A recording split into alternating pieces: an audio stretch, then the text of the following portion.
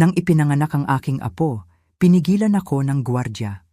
Ma'am, ang inyong manugang ay nagsabi na malalapit na pamilya lang ang papapasukin. Sumagot ako, sige, bigyan mo siya ng isang araw na pahinga.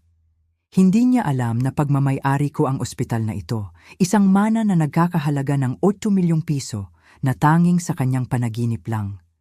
Ikinagagalak kong narito kayo. Sundan ang aking kwento hanggang sa dulo at ikomento ang lungsod kung saan ninyo ito pinapanood upang makita ko kung gaano na ito kalayo. Tumayo ako roon sa malinis na pasilyo ng General Luna Hospital, hawak ang maliit na asul na teddy bear na pinili ko ilang linggo na ang nakalipas. Nanginginig ang aking mga kamay, bagaman sinabi ko sa aking sarili na ito ay dahil lamang sa pananabik. Pagkatapos ng lahat, ito ang aking unang apo, ang unang anak ni Darren. Ang pagpapatuloy ng ating lahi. Ang gwardiya, isang batang lalaki na may mabait na mga mata, ay tila talagang nagsisisi. Paumanhin po, ma'am. Si Mrs. Carreyes ay naging napakalinaw tungkol sa listahan ng mga bisita. Mga miyembro lamang ng agarang pamilya ang pinapayagan sa maternity ward ngayon. Nakaramdam ako ng lamig sa aking tiyan. Ako si Leona de Leon. Ako ang lola ng sanggol. Sinuri niyang muli ang kanyang listahan, itinuturo ang pangalan. Wala po ang pangalan ninyo rito, ma'am. Gusto niyo po bang tawagan ko ang silid? Pakitawag na. Pinanood ko siyang tinatawagan ng extension, bumibilis ang tibok ng aking puso. Kailangang ito ay isang pagkakamali. Isang pagkakamali sa pagtatala. Hindi naman siguro sinasadyang pipigilan ako ni Ka na makilala ang sarili kong apo, hindi ba? Mrs. Reyes, opo, mayroong Leona de Leon dito na gustong makakita sa sanggol. Tumigil siya, nakikinig. Naiintindihan ko po. Opo, ma'am. Sasabihin ko po sa kanya. Nang ibaba niya ang telepono, nagbago ang kanyang ekspresyon. May awa na ngayon, nahahaluan ng pagkadismaya. Paumanhin po, Mrs. De Leon, sinabi niya. Tanging ang mga tao sa aprobadong listahan lang ang maaaring bumisita ngayon. Siguro sa susunod ay maaari kayong tumawag muna. Ang mga salitang iyon ay tumama sa akin na parang pisikal na hampas. Tumayo ako roon ng ilang sandali, pinoproseso ang nangyari. Ang aking manugang ay sadyang hindi ako isinama sa pagpapakilala sa aking apo. Hindi kinalimutan ang aking pangalan. Hindi ako nalaktawan sa kaguluhan. Sinasadyang hindi ako isinama. Naiintindihan ko, sabi ko ng mahina. Inilalagay ang teddy bear sa reception desk. Maaari mo bang siguraduhin na maibibigay ito sa sanggol? Galing ito sa kanyang lola. Tumango ang guwardya, malinaw na hindi komportable sa buong sitwasyon. Sige po, ma'am. Tumalikod ako at naglakad patungo sa elevator, tuwid ang likod sa kabila ng kahihiyang nagliliyab sa aking dibdib. 37 taon na akong pumupunta sa ospital na ito. 37 taon mula nang makuha ko ito mula sa aking yumaong asawa, si Charles.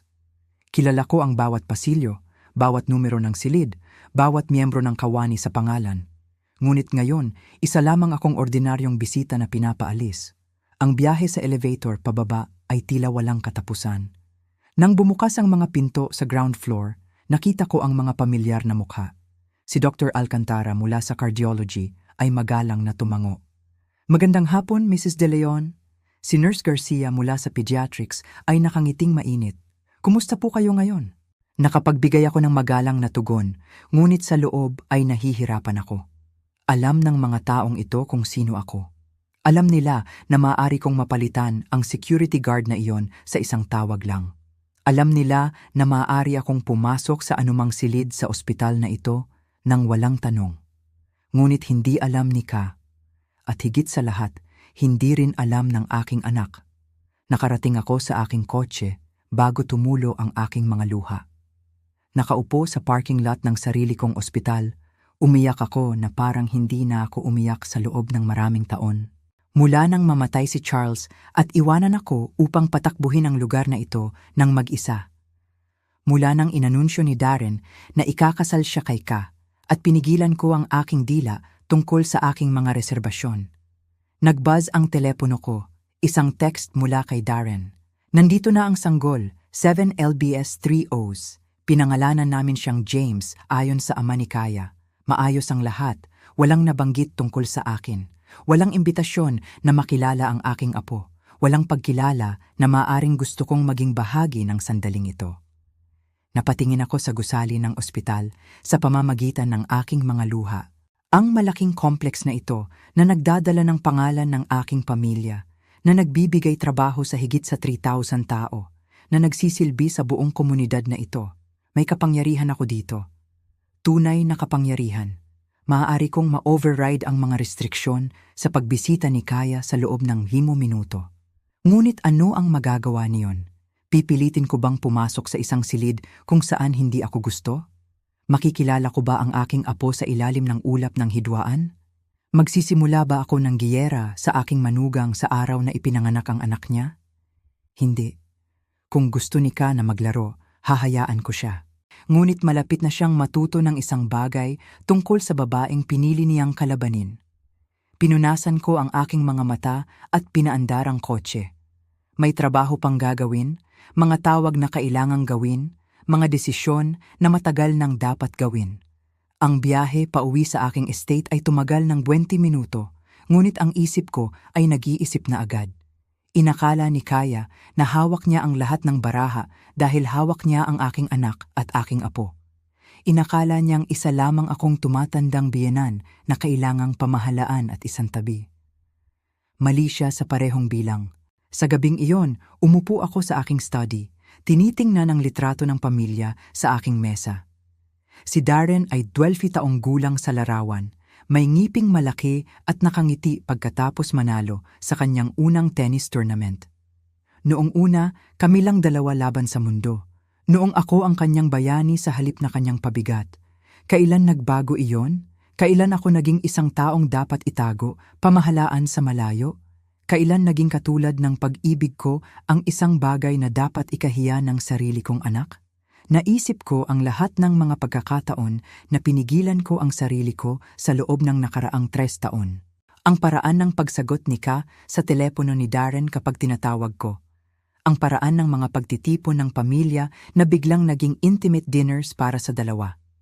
Ang paraan ng aking mga opinyon na magalang na binaliwala. Ang aking mga mungkahi na banayad na hindi pinansin. Sabi ko sa sarili ko, normal lang iyon. Ang mga batang mag-asawa ay nangangailangan ng kanilang espasyo. Hindi ko gustong maging isa sa mga nakikisali na biyenan. Ngunit ngayon ay nagpakita sa akin ng katotohanan. Hindi ito tungkol sa espasyo o mga hangganan. Ito ay tungkol sa kontrol. At si Kaya ay nag-overplay lang ng kanyang kamay. Tumunog ang telepono ko. Numero ni Darren. Mom, narinig ko na mayroong ilang kalituhan sa ospital ngayon. Kalituhan? Iyon ba ang tawag niya rito? Walang kalituhan, mahal. Isa lang itong hindi pagkakaunawaan tungkol sa mga oras ng pagbisita. Kumusta ka? Kumusta ang sanggol? Maayos kaming lahat. Perpekto si James. Medyo pagod si Ka. Ngunit sinasabi ng mga doktor na maayos ang lahat. Tumigil siya. Makinig ka. Marahil ay maari tayong mag-ayos ng pagbisita sa susunod na linggo kapag nakapag-ayos na kami sa bahay sa susunod na linggo. Pagkatapos ng lahat ng iba pang tao sa listahan ni Kaya, ay nakilala na ang aking apo. Pagkatapos makuha ang mga unang larawan, ang mga unang kwento na nasabi, ang unang sandali na napagbahagian. Siyempre, sabi ko, anuman ang pinakamahusay para sa iyong pamilya. Salamat sa pag-unawa, Mom. Alam mo kung paano ito sa mga bagong sanggol. Masyadong maingat lang si Ka tungkol sa mga mikrobyo at stress at lahat ng iyon. Mga mikrobyo at stress na parang ako ay isang uri ng panganib sa kontaminasyon. Nauunawaan ko ng lubos, sabi ko, at mas nauunawaan ko pa kaysa sa kanyang alam. Pagkatapos kong ibaba ang telepono, nagbuhos ako ng isang baso ng alak at umupo pabalik sa aking upuan. Bukas, magsisimula akong gumawa ng ilang pagbabago, banayad na mga pagbabago sa una. Ang mga uri na hindi mapapansin hanggang sa huli na para pigilan ang mga ito. Inakala ni Kaya na nanalo siya ngayon. Matagumpay niyang napalayo ang masamang biyenan mula sa kanyang perpektong sandali. Naitatag niya kung sino talaga ang kumokontrol sa pamilyang ito. Ngunit nagawa niya ang isang mahalagang pagkakamali. Minamaliit niya ang kanyang kalaban. At ngayon, ang tunay na laro ay malapit nang magsimula. Kinabukasan, nagising ako na may kalinawan na hindi ko naramdaman sa loob ng maraming buwan. Ang kahihiyan sa ospital ay nagtanggal ng huling bahagi ng aking pagtanggi. Hindi ko na kayang magpanggap na ang kilos ni Ka sa akin ay normal lamang na pagtatakda ng hangganan ng isang manugang. Gumawa ako ng kape at umupo sa aking lamesa sa kusina. Pinipilit ang aking sarili na suriin ng mabuti ang nakaraang 3 taon upang itigil ang paggawa ng mga dahilan at makita ang pattern kung ano ito. Nagsimula ito ng maliit. Napakaliit na itinuring ko itong stress sa kasal. Leona, hindi mo ba iniisip na humahaba na ang listahan ng mga bisita? Sabi ni Kaya sa isa sa aming mga pagpupulong sa pagpaplano. Siguro dapat nating panatilihin ito sa mga taong talagang malapit kay Darren at sa akin. Pinanood ko siyang sistematikong nag-aalis ng aking mga kaibigan mula sa listahan. Mga taong nakakakilala kay Darren mula pa noong siya ay sanggol. Mga taong sumuporta sa aming pamilya sa sakit at pagkamatay ni Charles. Isa-isa, sila ay itinuring na hindi mahalaga. Nang magalang akong tumugon, nagmumungkahi na panatilihin ang aking matandang kaibigan na si Margaret sa listahan. Si Kaya ay bumuntong hininga ng dramatiko. Siyempre, kung mas mahalaga sa iyo ang pagkakaroon ng iyong mga kaibigan doon kaysa sa pagpapanatili ng aming kasal na intimate at makabuluhan. Ang pag-guilt trip ay mahusay na na-deliver. Agad akong umatras. Ayaw kong maging mahirap na biyenan. Ayaw kong simulan ang aking relasyon sa asawa ng aking anak sa maling paa. Pagkatapos ay dumating ang honeymoon. Nagplano sila ng 2 linggo sa Europa, isang biyahe na inalok kong tulungan sa pagbabayad bilang regalo sa kasal, ngunit sa kung paano man ang 2 linggo ay naging 3, pagkatapos ay 4. Mahalagang mga business meeting na inaasahan kong dadaluhan ni Darren ay napalampas. Ang mga family dinner ay kinansela. Nasisiyahan kami sa isang kamanghamanghang oras, Mom, sabi niya sa isa sa aming mga maikling tawag. Sabi ni Ka, ito na marahil ang aming tanging pagkakataon na makapaglakbay talaga bago kami mag-isip tungkol sa mga bata. Nang bumalik sila, may nagbago. Naging kakaiba si Darren, mas malayo, mas malamang na lumihis kapag tinanong ko ang tungkol sa kanyang mga plano o damdamin. Mas malamang na sabihing, kailangan kong tingnan kay Ka bago ako mag-commit sa anumang bagay. Sabi ko sa sarili ko, natural lang ito. Kasal na siya ngayon. Ang kanyang asawa muna. Ganoon dapat. Ngunit pagkatapos ay dumating ang mga tradisyon ng pamilya na biglang kailangang i-update. Ang umaga ng Pasko ay palaging sagrado sa aming pamilya. Kami ni Darren ay magbubukas ng mga regalo ng magkasama, gagawa ng sikat na cinnamon rolls ni Charles, at pagkatapos ay gugugulin ang araw sa pagluluto ng isang masaganang hapunan. Ito ang aming oras, kaming 2 lang, na ipinagpapatuloy ang mga tradisyon na minahal ng kanyang ama. Sa totoo lang, Mom, sabi ni Darren noong unang Pasko bilang mag-asawa, naisip namin ni Ka na gusto naming magsimula ng sarili naming mga tradisyon. Siguro maaari tayong magpasko kasama ka sa halip. Pasko bago ang tunay na pagdiriwang, ang consolation prize. Siyempre, pumayag ako. Ngunit ang hapunan ng Pasko ay naramdaman na walang laman. Si Ka ay gumugol ng halos lahat nito sa kanyang telepono. Nagpo-post ng maingat na piniling mga larawan ng kanilang perpektong holiday. Nang imungkahi kong magkaroon tayo ng family photo, tumanggi siya. Hindi talaga ako photogenic ngayon, sabi niya. Bagaman mukhang maganda siya tulad ng dati, siguro sa susunod, hindi kailanman nagkaroon ng susunod.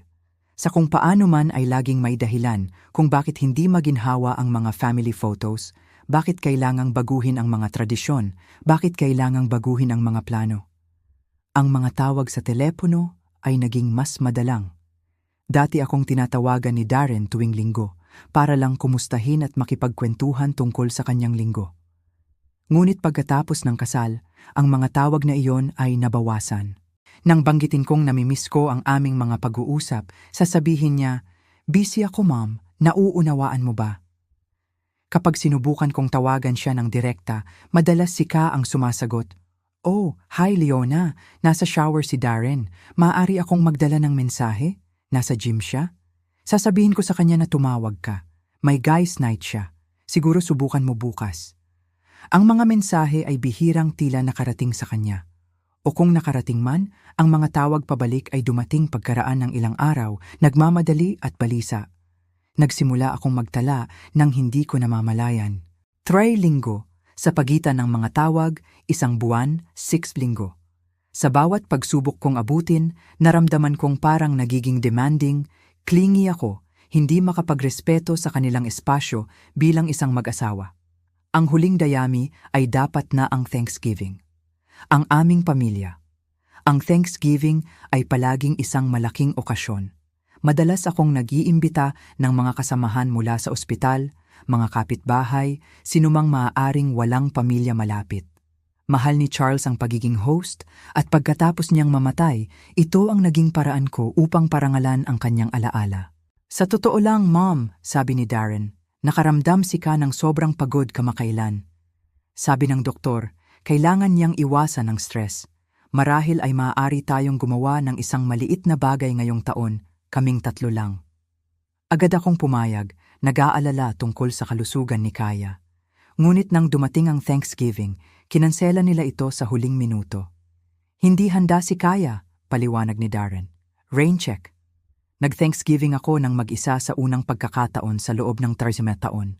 Ngunit sa gabing iyon, nakita ko ang mga larawan sa social media ni Kaya. Siya ay mukhang napakasaya, tumatawa sa isang magandang nakalatag na mesa na napapaligiran ng kanyang pamilya. Hindi masyadong stressed o pagod para magdiwang, masyadong stressed para magdiwang kasama ko. Doon ko dapat napagtanto kung ano ang nangyayari.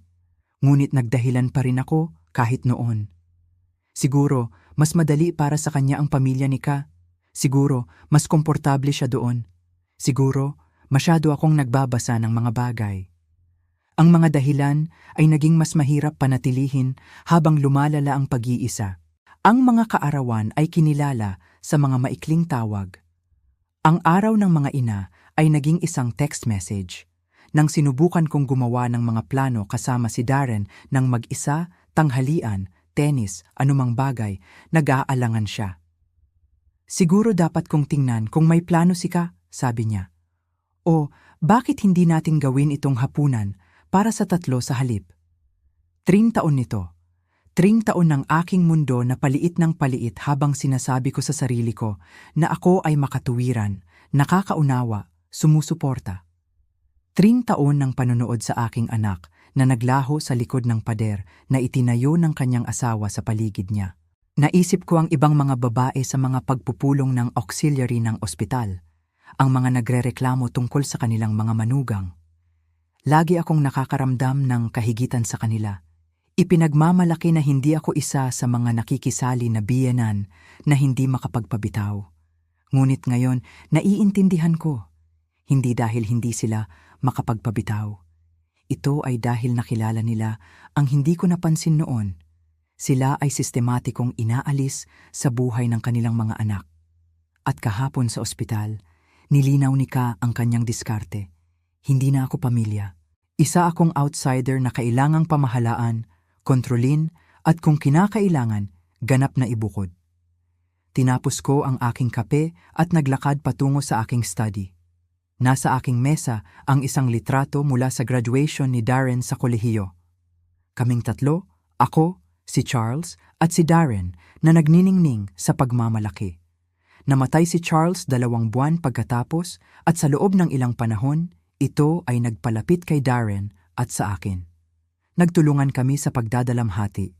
Ngunit ngayon, habang tinitingnan ang larawan, napagtanto ko ang isa pa. Hindi kailanman ito itatolerate ni Charles ang tinatanggap ko. Nakita niya ang manipulasyon ni Ka mula pa sa simula. Pinrotektahan niya ang aming pamilya, ang aming relasyon sa aming anak. Nabigo ako sa tungkuling iyon. Natakot akong malabel na mahirap na biyenan, kaya hinayaan kong ang aking anak ay maagaw sa akin ng paunti-unti. Ngunit narito pa rin ako, ina pa rin niya, babaeng nagtayo ng isang imperyo sa bayang ito at nagpalaki ng isang mabuting tao sa kabila ng pagkawala ng kanyang asawa ng masyadong maaga. Inakala ni Ka na siya ay nanalo. Inakala niyang matagumpay niyang nahiwalay si Darren mula sa impluensya ng kanyang ina. Inakala niyang kontrolado na siya ngayon. Malapit na niyang malaman kung gaano siya kamali. Binuksan ko ang aking laptop at nagsimulang gumawa ng listahan. Mga numero ng telepono na hindi ko na tinawagan sa loob ng maraming buwan. Mga taong kailangan kong makipag-ugnayan muli. Mga estratehiya na mangangailangan ng pasensya ngunit magbibigay ng mga resulta. Ang digmaan para sa puso ng aking anak ay malayo pa sa pagtatapos. Nagsisimula pa lang ito. Ang unang tawag na ginawa ko ay kay Margaret Santos, ang aking pinakamatandang kaibigan at dating pinuno ng Human Resources sa ospital. "Leona, mahal," sabi niya, biglang uminit ang kanyang tinig. "Iniisip lang kita. Kamusta ka?" Narinig ko ang tungkol sa sanggol. Iyon talaga ang dahilan kung bakit ako tumatawag, Margaret. Kailangan ko ng pabor. Kahit ano, alam mo yan? Maingat kong pinili ang aking mga salita. Kailangan kong malaman pa ang tungkol sa background ni Ka, ang kanyang pamilya, ang kanyang edukasyon, ang kanyang kasaysayan sa trabaho. Sa paraang diskreto. May paghinto. Alam ni Margaret ang tungkol sa HR para mabasa sa pagitan ng mga linya. Anong uri ng mga alalahanin ang pinag-uusapan natin? Ang mga maaaring makaapekto sa hinaharap ng aking apo, sabi ko ng mahina. Tatawag ako, sabi ni Margaret ng walang pag-aalinlangan. Bigyan mo ako ng 48 oras. Ang susunod na tawag ay kay Dr. Patricia Cruz, ang aking personal na doktor at isang taong kilala ko mula pa noong medical school. Palaging direkta sa akin si Patricia, kung minsan ay brutal. Kaya Patricia, kailangan kong magtanong ng isang bagay na confidential. Ano ang alam mo tungkol kay Kaya Reyes? Ang iyong manugang? Hindi gaanong propesyonal, hindi siya ang pasyente ko. Bakit? Nagtatangkang may mga issue sa kalusugan na nangangailangan na iwasan niya ang stress, iwasan ang mga pagtitipon ng pamilya. Kahapon, ginamit niya ang kanyang kalusugan bilang dahilan para pigilan ako na makilala ang aking apo. Katahimikan si Patricia ng isang sandali. Leona, alam mo, hindi ko maaaring pag-usapan ang partikular na impormasyong medikal. Kahit na mayroon ako, ngunit masasabi ko sa iyo na wala akong naririnig sa pamamagitan ng komunidad ng medikal tungkol sa anumang malubhang alalahanin sa kalusugan. At alam mo kung paano kumalat ang balita sa mga doktor sa bayang ito. Ito ay sapat na. Kung si Kaya ay may tunay na mga problema sa kalusugan na nangangailangan ng pag-iwas sa stress, maririnig ni Patricia ang isang bagay sa pamamagitan ng network ng mga doktor na tila lahat ay alam ang negosyo ng bawat isa. Ang pangatlong tawag ko ay kay James Sandoval, ang private investigator na tumulong sa akin sa ilang mga delikadong bagay sa negosyo sa mga nakaraang taon. Mrs. De Leon, matagal na rin. Paano kita matutulungan? Kailangan ko ng isang komprehensibong background check. Mga financial record, employment history, social media analysis, references, lahat ng legal mong mahahanap. Sino ang subject? Ang aking manugang. Hindi nagtanong si James kung bakit. Matagal na siyang nasa negosyo para mabigla sa family drama sa mga mayayamang kliyente.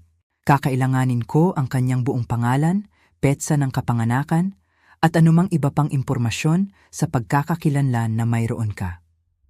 Ibinigay ko sa kanya ang lahat ng alam ko na hindi marami. Si Ka ay laging malabo tungkol sa kanyang nakaraan at ako ay masyadong magalang para mag-usisa.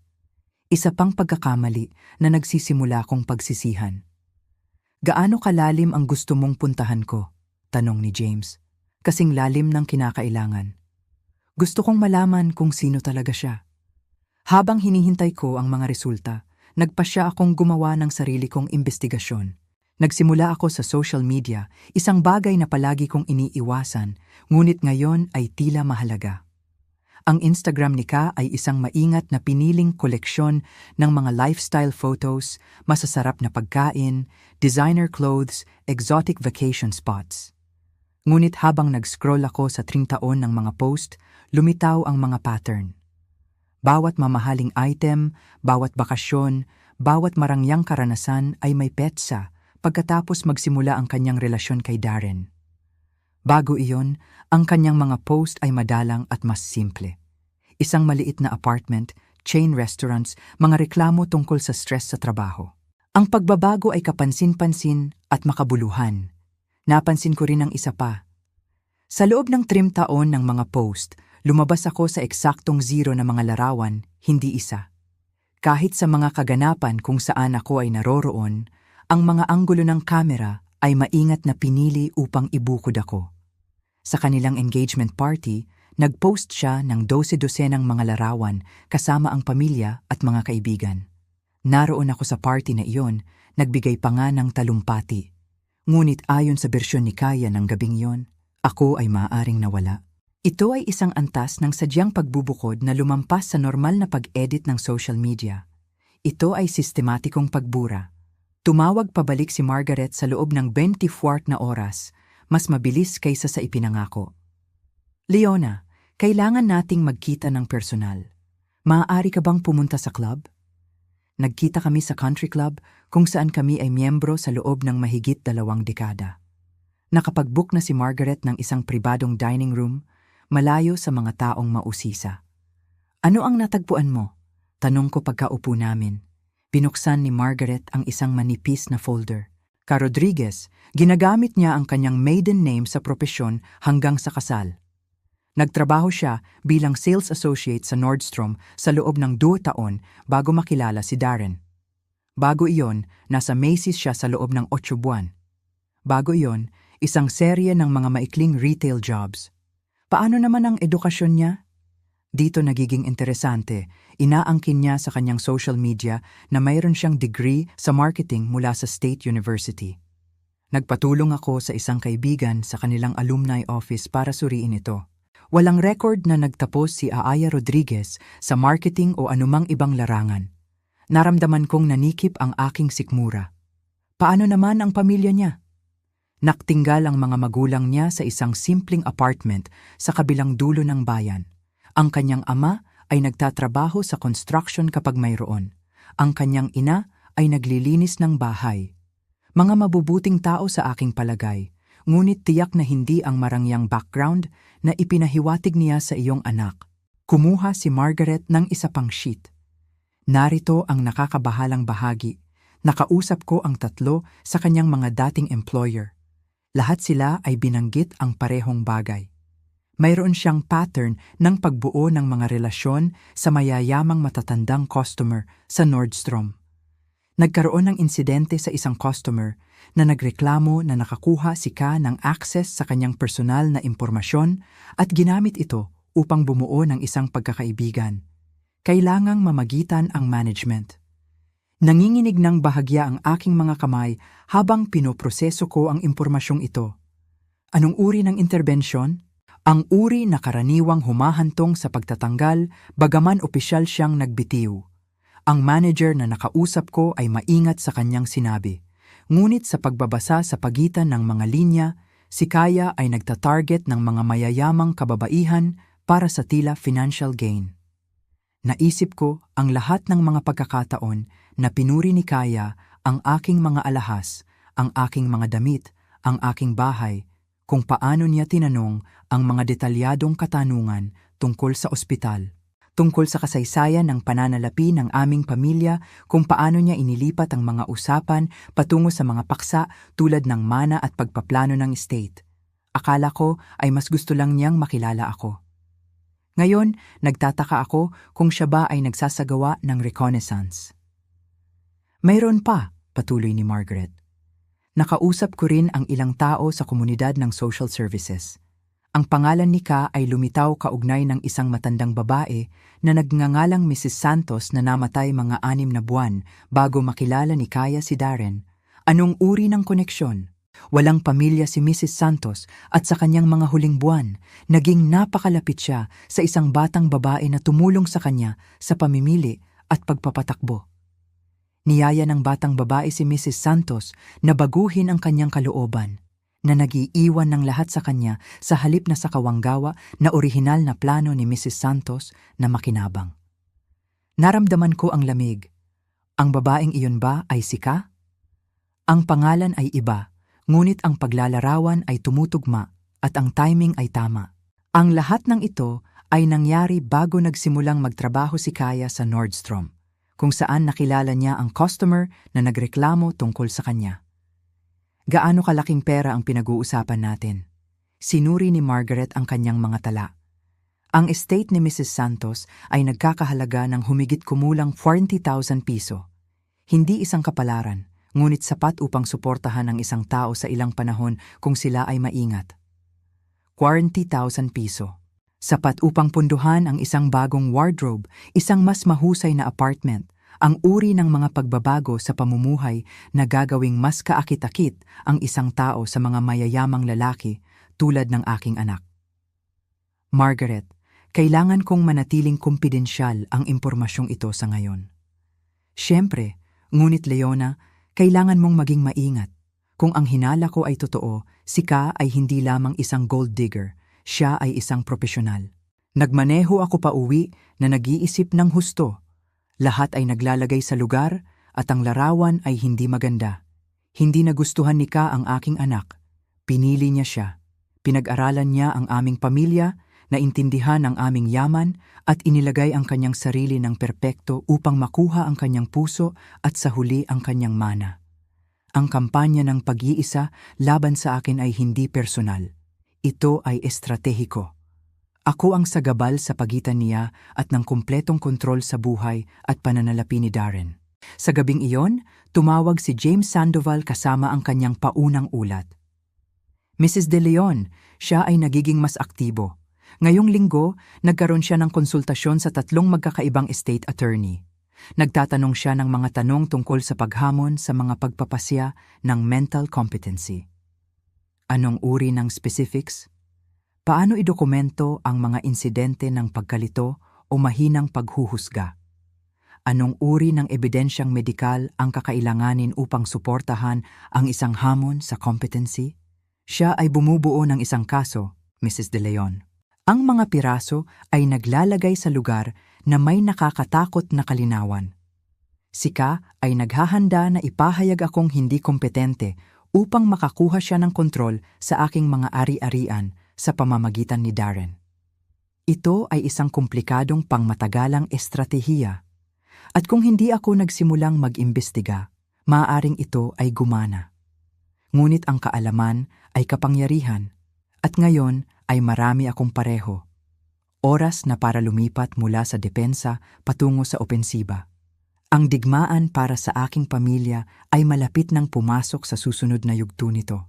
Ang pagbabago ay dumating ng mas maaga kaysa sa inaasahan ko, na na-trigger ng sariling kumpiyansa ni Kaya.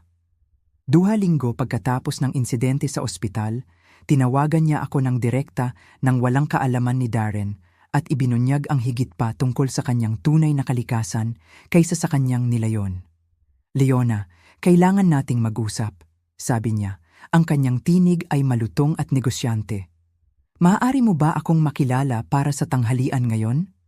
Sumang-ayon ako, mausisa tungkol sa kung anong anggulo ang kanyang susunod na gagawin. Nagkita kami sa isang upscale restaurant sa downtown, ang uri ng lugar na gustong makita ni Ka. Dumating siya ng 15 minuto na huli, isang power play na agad kong nakilala. Salamat sa pagkakilala sa akin, sabi niya, umupo sa kanyang upuan na may kumpiyansa ng isang taong naniniwalang hawak niya ang lahat ng baraha. Gusto kong pag-usapan ang ilang mga alalahanin ko tungkol sa iyong relasyon kay Darren at James. Anong uri ng mga alalahanin? Kinuha niya ang kanyang telepono at nagbukas ng isang note app na parang naghanda siya ng mga talking points. Nagsasaliksik ako tungkol sa mga dynamics ng pamilya at malusog na mga hangganan. Sa tingin ko mas mabuti para sa lahat kung magtatag tayo ng mas malinaw na mga alituntunin tungkol sa iyong pakikilahok sa aming buhay. Ang kayabangan ay nakakagulat. Talagang ipipresenta niya sa akin ang mga patakaran tungkol sa aking relasyon sa aking sariling anak. Anong uri ng mga alituntunin? Tanong ko, pinananatiling neutral ang aking tinig. Well, Sa simula pa lang, sa tingin ko ang mga pagbisita ay dapat i-schedule ng maaga at limitado sa 1 beses bawat buwan. Kailangan ni James ng routine at hindi malusog para sa kanya ang masyadong maraming pagkagambala. 1 beses bawat buwan, kinakailangan niya ang aking access sa aking sariling pamilya. Sa tingin ko rin ay mas mabuti kung ang mga regalo ay dadaan muna sa amin ni Darren. Gusto naming siguraduhin na ang lahat ay akma sa aming pilosopiya sa pagiging magulang. At nag-aalala ako tungkol sa ilang mga kwentong sinasabi mo kay Darren tungkol sa kanyang ama. Sa tingin ko ay mas malusog kung tututukan natin ang kasalukuyan sa halip na magkubli sa nakaraan. Ito ang pinakamahalagang pahayag. Hindi lamang niya gustong kontrolin ang aking hinaharap na relasyon sa aking pamilya, kundi pati na rin ang pag-unawa ni Darren sa kanyang sariling kasaysayan. Anong mga kwento ang tinutukoy mo? Ilang impormasyong medikal lamang na iyong ibinigay. Nabanggit ni Darren na sinabi mong ang kanyang ama ay hindi kailanman nagkaroon ng mga isyu sa pag-iisip, ngunit narinig ko ang iba mula sa ibang mga mapagkukunan. Anong mga mapagkukunan? Nagkibit balikat si Kaya. Nag-uusap ang mga tao, alam mo, maliit na bayan. Sa tingin ko lang ay mahalaga na mayroon tayong tumpak na impormasyon, lalo na pagdating sa mga panganib sa kalusugan ng genetic para kay James. Nagdaragdag siya sa kasinungalingan tungkol sa mental na estado ni Charles kahit na direktang kinakaharap. Ngunit higit sa lahat, ibinubunyag niya ang kanyang estratehiya. Isulat muli ang kasaysayan ng pamilya upang suportahan ang anumang naratibo na nagsisilbi sa kanyang mga layunin. Sa tingin ko ay may ilang hindi pagkakaunawaan. Sa totoo lang, pinutol niya. May isa pang bagay. Alam kong maaaring mahirap itong marinig, ngunit pinag-uusapan namin ni Darren ang iyong sitwasyong pinansyal. Lumamig ang aking dugo. Ang aking sitwasyong pinansyal. Nag-aalala kami na baka samantalahin ka dahil sa iyong edad at sa pagiging komplikado ng pamamahala sa ospital at sa iyong mga pamumuhunan. Sa tingin namin ay maaaring oras na upang isaalang-alang ang pagkakaroon ng isang tao na tutulong sa iyo sa mga desisyong iyon. Narito na, ang tunay na agenda. Hindi lamang niya sinusubukan kontrolin ang aking access sa aking pamilya. Siya ay gumagawa ng isang play para sa kontrol ng aking mga ari-arian. Napakamaalalahanin, sabi ko maingat. Nausapan mo na ba ito sa financial advisor ni Darren? Well, hindi. Ngunit sa tingin namin ay mas mabuti na makipagtulungan sa isang taong mas nakakaunawa sa dynamics ng pamilya. Isang taong maaaring mag-coordinate sa pagitan ng iyong mga pangangailangan at ng sa amin. Isang taong makokontrol niya. Isang taong gagawa ng mga desisyon na makikinabang sa kanya sa halip na sa akin. Nakarinig na ako ng sapat, oras na para tapusin ang palabas na ito. Pinahahalagahan ko ang iyong pag-aalala, ngunit sa tingin ko ay may ilang mga bagay na dapat mong malaman bago natin ipagpatuloy ang pag-uusap na ito. Kinuha ko ang aking bag at kumuha ng isang folder na aking inihanda para sa sandaling ito. Una, patungkol sa kasaysayan ng medikal ni Charles, ito ang kanyang kumpletong mga talaan ng medikal mula sa huling 5 taon ng kanyang buhay. Mapapansin mo na walang dokumentasyon ng anumang pagbaba ng cognitive o kawalan ng kakayahan sa pag-iisip.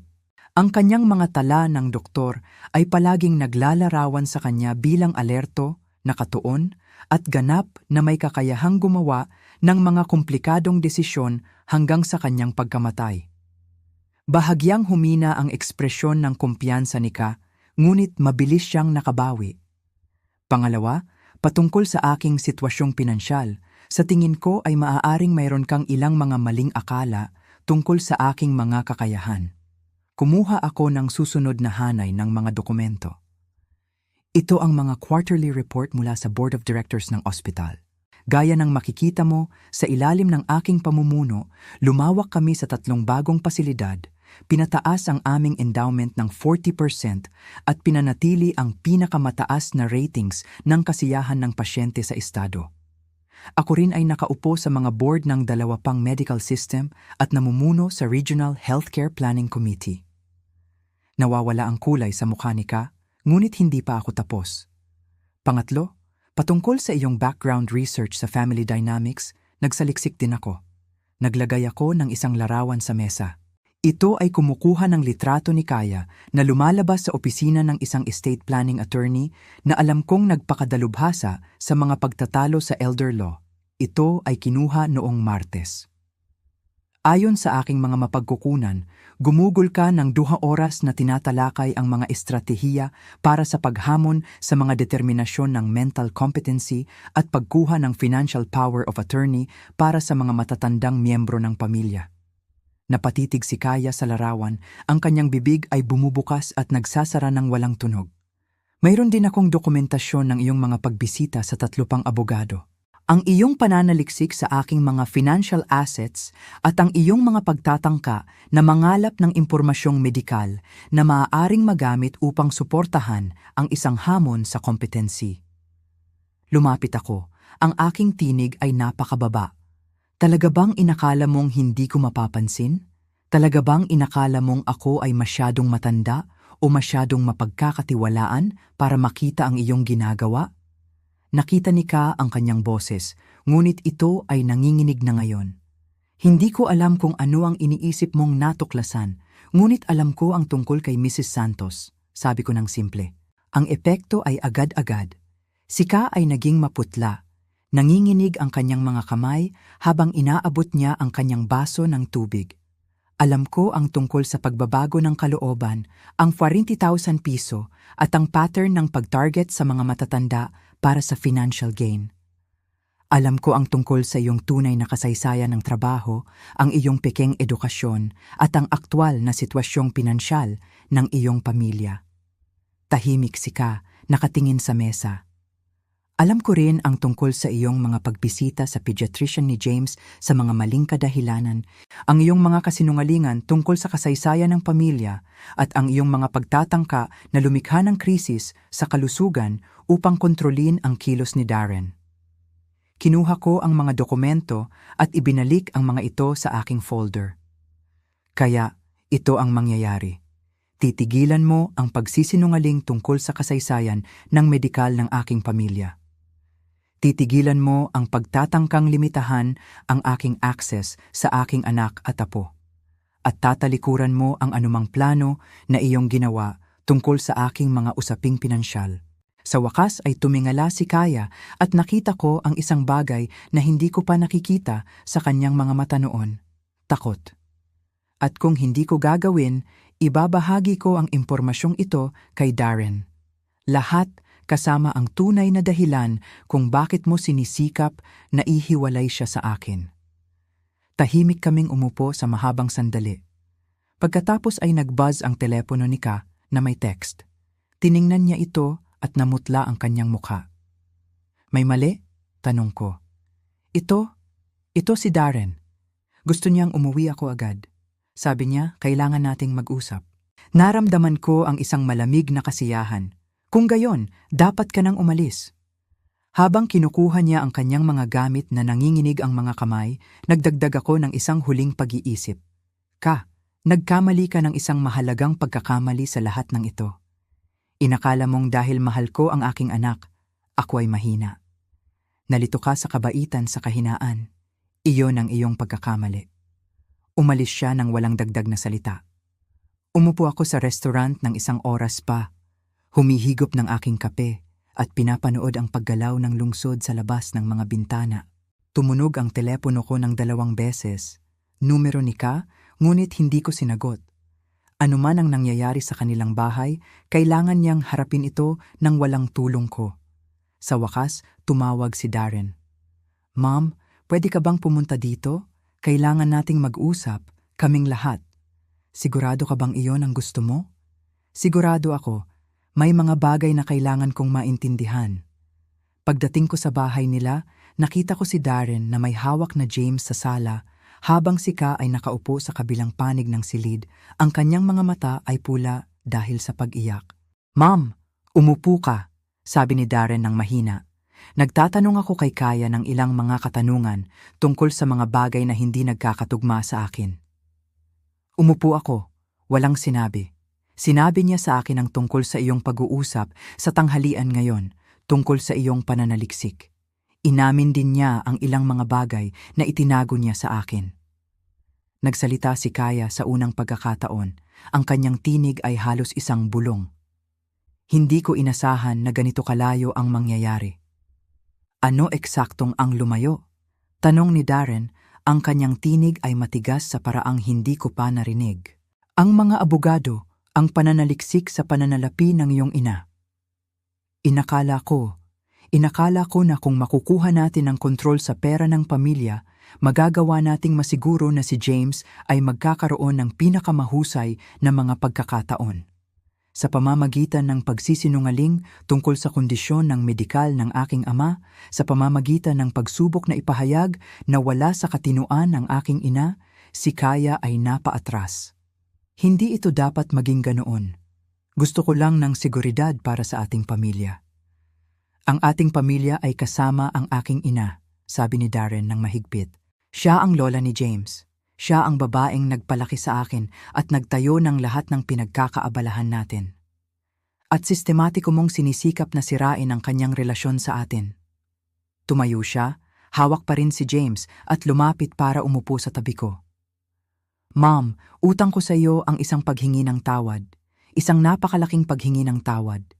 Hinayaan kong maging mas mahalaga ang aking kasal kaysa sa aking pamilya at hinayaan kong may magmanipula sa akin na saktan ang taong palaging nandyan para sa akin. Naramdaman kong tumulo ang aking mga luha. Darren, hindi mo kailangan. Oo, kailangan ko. Kailangan kong sabihin ito. Hindi ka kailanman naging suportado at mapagmahal. Nang mamatay si Papa, pinanatili mo ang aming pamilya.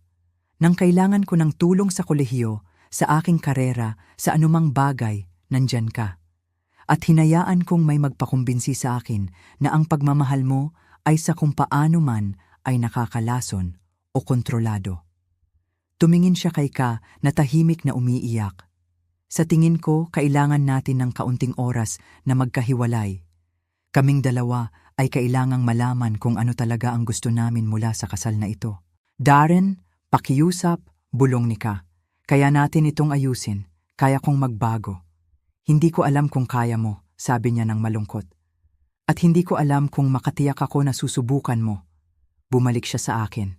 Ma'am, okay lang ba kung si James at ako ay manirahan muna sa'yo hanggang sa malaman ko kung ano ang susunod? Tumingin ako sa aking anak, ang lalaking pinalaki ko na maging tapat at mabait, na pansamantalang naligaw ng landas, ngunit natagpuan muli ang kanyang lakas.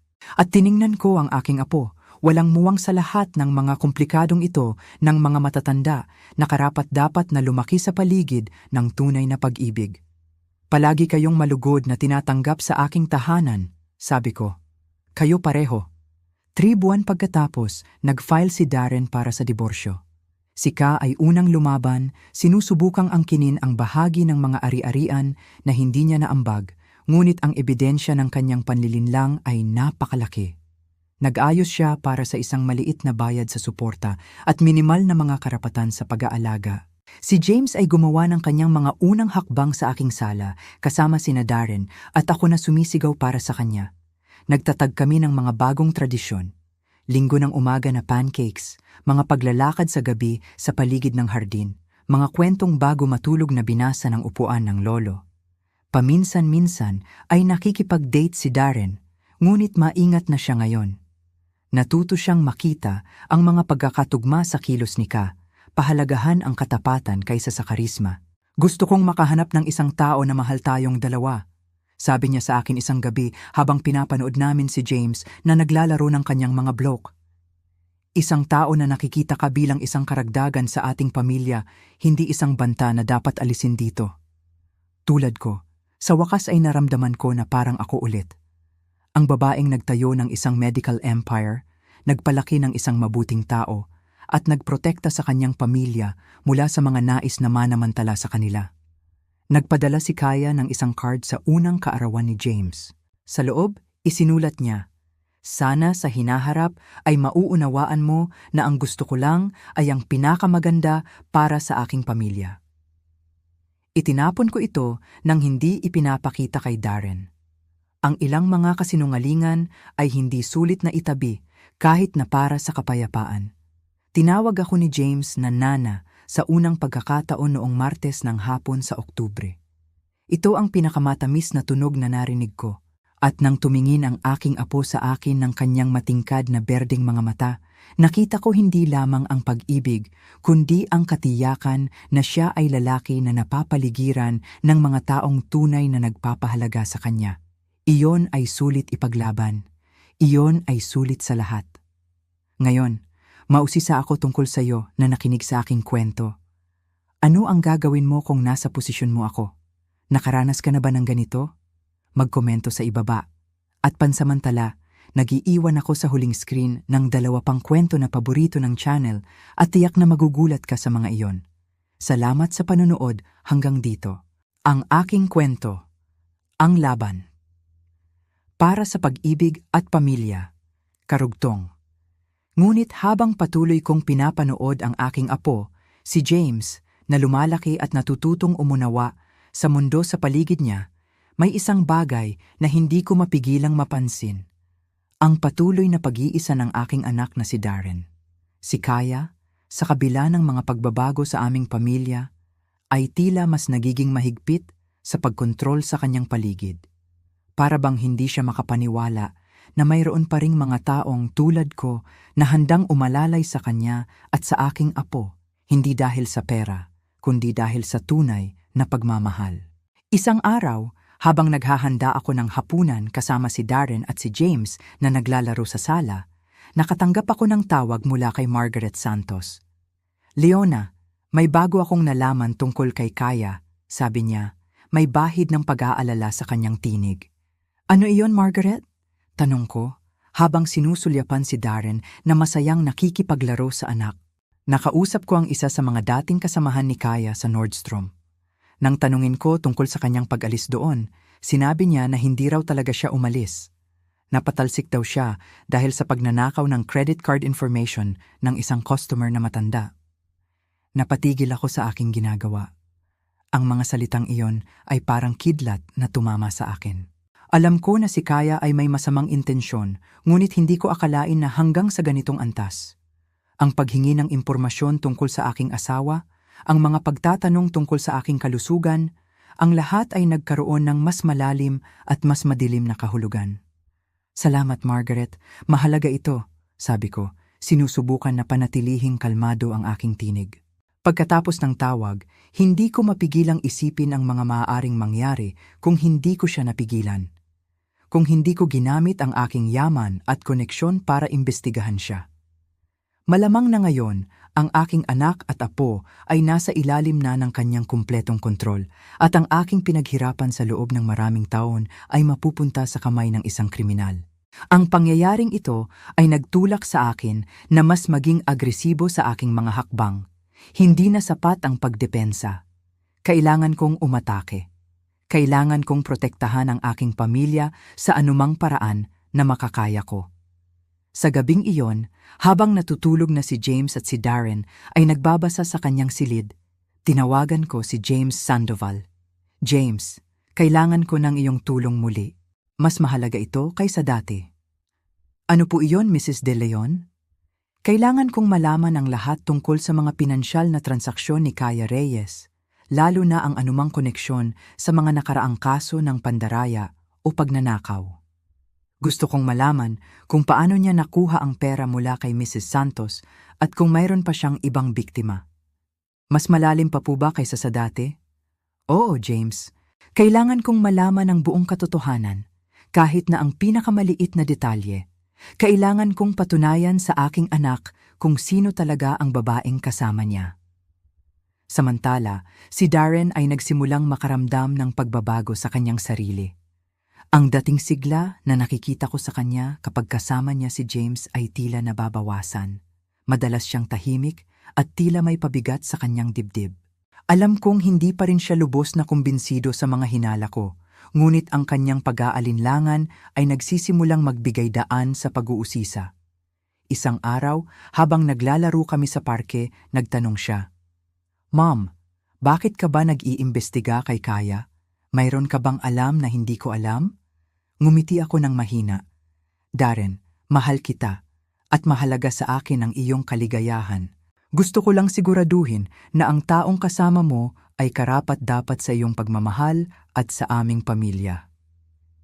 Pero, sinabi ni Ka na gusto mo lang siyang pahirapan. Mahal, may mga bagay na hindi natin dapat ipagwalang bahala. Kung may mali, dapat natin itong harapin. Para sa kapakanan ng lahat, lalo na para kay James. Nag-isip si Darren. Nakita ko ang pag-aalinlangan sa kanyang mga mata, ngunit kasabay nito, mayroon ding paghahanap ng katotohanan. Alam kong malapit na. Malapit na siyang makakita ng liwanag sa gitna ng kadiliman na nilikha ni Kaya. Ilang araw pagkatapos, isang nakakagulat na balita ang dumating mula kay James Sandoval. Mrs. De Leon, nakuha ko na ang lahat. Ang mga financial record ni Kaya ay nagpapakita ng pattern ng pagkuha ng malalaking halaga mula sa mga matatanda. Hindi lang si Mrs. Santos, mayroon pa akong 3 iba pang kaso na katulad nito kung saan siya ay nagpanggap na kaibigan o tagapag-alaga at pagkatapos ay inilipat ang pera sa kanyang mga account. Ang pinakamasama pa, mayroon akong ebidensya na siya ay nagbabayad ng malaking halaga sa isang doktor para sa mga peking medical certificate. Naramdaman ko ang pagdaloy ng dugo sa aking mga ugat. Ito na ang pinakahihintay ko. Ang katibayan na kailangan ko. Kailangan kong makipagpulong sa iyo agad, James. At pagkatapos nito, kailangan nating kausapin si Darren. Kailangan na niyang malaman ang lahat. Sa wakas, ang katotohanan ay malapit ng mabunyag. At sa pagkakataong ito, hindi na ako makakapaghintay na makita ang pagbagsak ng lahat ng kasinungalingan ni Kaya Reyes. Ang laban para sa aking pamilya ay nasa huling yugto na.